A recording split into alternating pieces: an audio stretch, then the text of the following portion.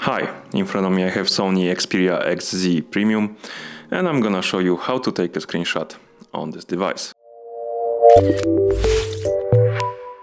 Let's start by going to the screen we want to capture. For example, let's open Chrome. Now to take a screenshot we need to press and hold the volume down button and power button together. After a second or two, this animation will appear on the screen and the notification will also appear. And the notification says screenshot saved.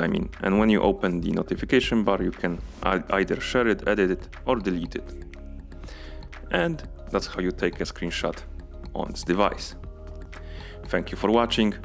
If you found this video helpful, remember to subscribe to our channel and leave the like on the video.